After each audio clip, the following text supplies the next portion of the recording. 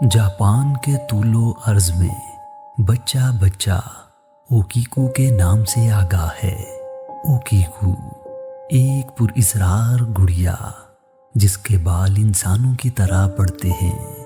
اوکیکو کو ہوکائیڈو کی آسیب زدہ گڑیا کے نام سے بھی پکارا جاتا ہے۔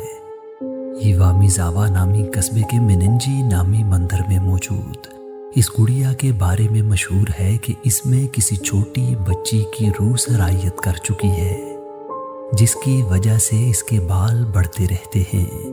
مشہور داستانوں کے مطابق یہ روایتی جاپانی گڑیا 1918 میں ہوکائیڈو کے رہائشی 17 سالہ لڑکے آئیکیچی سوزوکی نے اپنی چھوٹی بہن کے لیے خریدی۔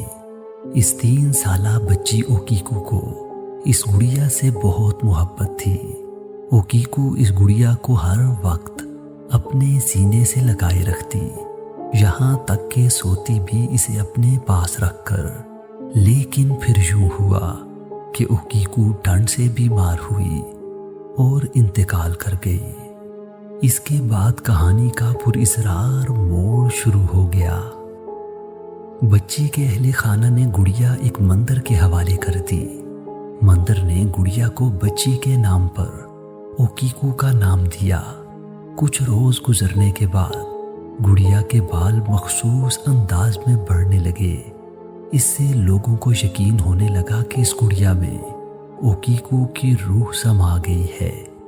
1938 میں بچی کے اہل خانہ نے گڑیا کو ایک دوسرے مندر کے حوالے کر دیا اور اس سے وابستہ راز بھی بیان کر دیا۔ اس وقت سے لے کر آج تک گزشتہ 81 برس سے یہ گڑیا وہاں موجود ہے۔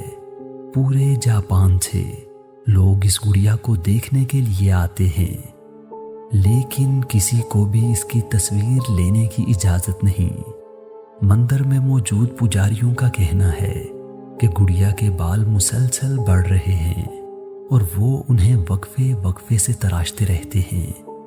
اب بھی اس گڑیا کے بال گھٹنوں تک لمبے دیکھے جا سکتے ہیں، جو کہ اس گڑیا کے خریدتے وقت اس کے کندھوں تک تھے۔ بعض لوگوں کا کہنا ہے کہ جب گڑیا کا سائنسی معائنہ کرایا گیا تو معلوم ہوا کہ اس کے بال بچوں جیسے ہیں۔ کچھ لوگوں کا یہ بھی کہنا ہے کہ اس گڑیا کا منہ کچھ کھلا ہوا ہے، جس کے اندر نئے دانت اگ رہے ہیں۔